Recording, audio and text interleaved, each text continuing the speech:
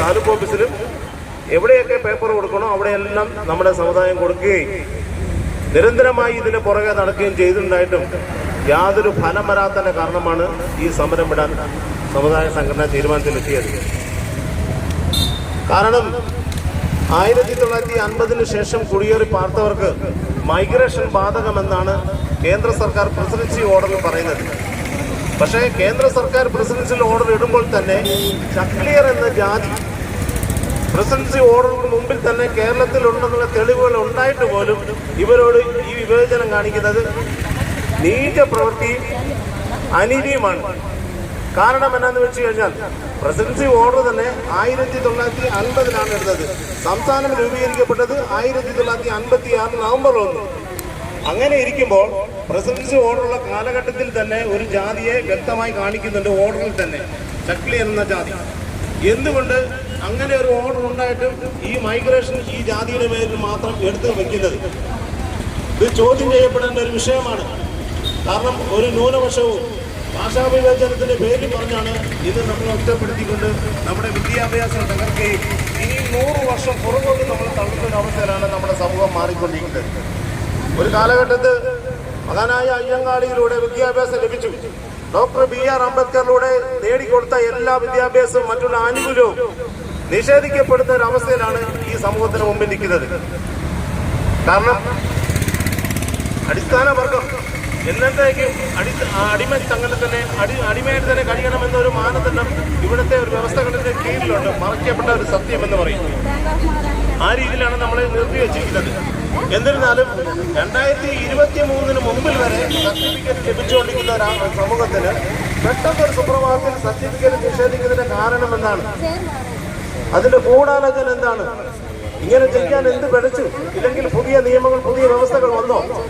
After 190-50 migration എന്ന് പറയുന്ന വ്യവസ്ഥ 10/56 GO 1986 ഇറക്കിയതാ. 86 മുതൽ 2023 വരെ ഈ നിയമം ഇവിടുത്തെ ഉദ്യോഗസ്ഥർക്കും നിയമപാലകർക്കും ഇല്ലെങ്കിൽ സർക്കാരും അറിയത്തില്ലായിരുന്നോ?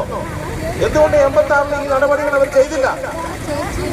1986 10/56 GO പറഞ്ഞുകൊണ്ട് ഇന്ന് ഈ സമൂഹത്തെ 2023 മുതൽ വേട്ടയാടുന്നതിന്റെ ഉദ്ദേശശുദ്ധി എന്താണ്? അതാണ് ഇവിടെ ചിന്തിക്കേണ്ടത്, അതാണ് ഇവിടെ ചോദ്യം. അത് കാരണം കഴിഞ്ഞ 3 വർഷക്കാലമായി നമ്മുടെ കുട്ടികളുടെ വിദ്യാഭ്യാസം നിലച്ചുപോയി. +2 കഴിഞ്ഞ വിദ്യാഭ്യാസമല്ല, ഒരു ഡിഗ്രിക്കാരനെ കാണാനില്ല. അപ്പോൾ ഈ ജനം ഇനിയും വിദ്യാഭ്യാസം നേടുവാനോ ഇല്ലെങ്കിൽ ജീവിക്കാനുള്ള മാർഗം തടസ്സപ്പെടാനോ ആ അവസ്ഥയിലോട്ടല്ലേ വീണ്ടും തള്ളപ്പെടുന്നത്.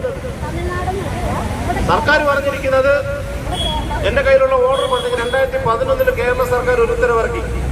ആ ഉത്തരവിൽ കോട്ടയം ജില്ലയ്ക്ക് മൈഗ്രേഷൻ ബാധകമല്ല. അത് പറഞ്ഞ 13/21 ഒരു ഉത്തരവ് കേരള സർക്കാർ ഇറക്കിയ ഒരു ഉത്തരവാണ്. കോട്ടയം ജില്ലയ്ക്ക് മൈഗ്രേഷൻ ബാധകമല്ലെന്ന് പറയുന്നു. 2019 കോഴിക്കോടിൽ ഒരു ഉത്തരവിറക്കി കേരള സർക്കാർ. 2019 കൊല്ലം, കണ്ണൂർ എന്നീ ജില്ലകൾക്ക് ഉത്തരവിറക്കി. അങ്ങനെ 4 ജില്ലകൾ, കോട്ടയം, കോഴിക്കോട്, കണ്ണൂർ, കൊല്ലം എന്നീ ജില്ലകളെ ആഫ്റ്റർ 190 മൈഗ്രേഷൻ എന്ന് 10/56 നീക്കം ചെയ്തിട്ടുള്ളത് സർക്കാർ ഉത്തരവുകൾ എന്റെ കയ്യിലുള്ളത്. അപ്പൊ 4 ജില്ലകളെ ഒഴിവാക്കിക്കൊണ്ടിരിക്കുമ്പോൾ ഏത് നടപടിക്രമത്തിലുണ്ടോ? അങ്ങനെയാണെങ്കിൽ ആ 4 ജില്ലകളെ ഒഴിവാക്കി എന്ന് പറയുമ്പോൾ 13-21 പ്രകാരം കോട്ടയം ജില്ലയെ ഒഴിവാക്കിയിട്ടുണ്ടെങ്കിൽ പിന്നെ കോട്ടയത്തുകാർക്ക് എങ്ങനെ സർട്ടിഫിക്കറ്റ് നിഷേധിക്കപ്പെടും? കൊല്ലംകാർക്ക് എങ്ങനെ സർട്ടിഫിക്കറ്റ് നിഷേധിക്കപ്പെടും? കോഴിക്കോടുകാർക്ക് എങ്ങനെ സർട്ടിഫിക്കറ്റ് നിഷേധിക്കപ്പെടും? കണ്ണൂരുകാർക്ക് എങ്ങനെ സർട്ടിഫിക്കറ്റ് നിഷേധിക്കപ്പെടും? അപ്പൊ സർക്കാർ ഉത്തരവ് ഇറക്കുകയും ചെയ്തു, എന്താണ് മൈഗ്രേഷൻ ഉണ്ട് താൻ. അപ്പൊ ഈ പേപ്പറുകൾക്കൊക്കെ എന്താണ് വില? ഈ ഉത്തരവുകൾക്ക് എന്താണ് വില? ഇതിന് ഉത്തരം ആരും പറയും? 100 കണക്കിന് കുട്ടികളുടെ വിദ്യാഭ്യാസം മുരടിച്ചെടുക്കുക. ഈ കുട്ടികളുടെ വിദ്യാഭ്യാസം സംസ്ഥാന സർക്കാർ ഏറ്റെടുക്കുമോ? കേന്ദ്ര സർക്കാർ ഏറ്റെടുക്കുമോ? കഴിഞ്ഞ ദിവസം നിയമസഭയിൽ Devikulam MLA A. Raja submission വെച്ചപ്പോൾ കേരളത്തിലെ മുഖ്യമന്ത്രി പറഞ്ഞു, മൈഗ്രേഷൻ എന്ന് പറയുന്നത് കേന്ദ്ര സർക്കാരിന്റെ ഇടപാടാണ്, ഞങ്ങൾ കേന്ദ്രത്തിലോട്ട് കൈമാറിയത്. ഞാൻ ചോദിക്കട്ടെ സർക്കാരിനോട്, 4 ഉത്തരവുകൾ സംസ്ഥാന സർക്കാരാണ് ഇറക്കിയത്, പിന്നെ എങ്ങനെ നിങ്ങൾ കേന്ദ്രത്തിലോട്ട് കൈമാറും? ഈ ഉത്തരവുകളിൽ ഭേദഗതി വരുത്തിയാൽ പോരെ? ഇല്ലെങ്കിൽ ഇറക്കിയ ഉത്തരവ് രജസ്ഥിതിയാണോ? പിന്നെ എന്തുകൊണ്ട് ഈ ഉത്തരവുകൾ ഇറക്കി? ഈ ചോദ്യങ്ങൾക്ക് ആര് ഉത്തരം പറയും? അങ്ങനെ ഇങ്ങനെ ഉത്തരവ് ഇറക്കി വെച്ചുകൊണ്ടും ഈ സമൂഹത്തെ ജീവിക്കാൻ അനുവദിക്കാതെ കേന്ദ്ര സർക്കാരിന്റെ നിലയിലോട്ട് വെച്ചു കഴിഞ്ഞാൽ മൈഗ്രേഷൻ മാറ്റുന്ന കേസാണോ? ഇനി ഞാൻ ചോദിക്കട്ടെ, കേരളത്തിലുള്ള 16 ജാതികൾ തമിഴ്നാട്ടിലുമുണ്ട്, ആന്ധ്രയിലുമുണ്ട്. അങ്ങനെയാണെങ്കിൽ ഈ 16 ജാതികൾക്ക് മൈഗ്രേഷൻ ബാധകമല്ലേ? ഈ ചക്ലി വിഭാഗത്തിന് മാത്രമാണ് ബാധകം. നിയമം എല്ലാവർക്കും തുല്യമല്ലേ? 10-56 ജിയോ പറയുന്നത് കേരളത്തിലുള്ള എല്ലാ പട്ടികജാതിക്കാർക്കും ഇത് ബാധകമെന്നാണ് പറയുന്നത്. 53 പട്ടികജാതിക്കാർക്കും ബാധകമാണ്. 10-56 ജിയോ വ്യക്തമായിട്ട് പറഞ്ഞ 53 ജാതികൾക്ക് ബാധകമാണ്. അങ്ങനെ ഇരിക്കെ ഈ അർദ്ധജാതി സമുദായത്തിന് മാത്രം എങ്ങനെ ഇത് ബാധകം വന്നു?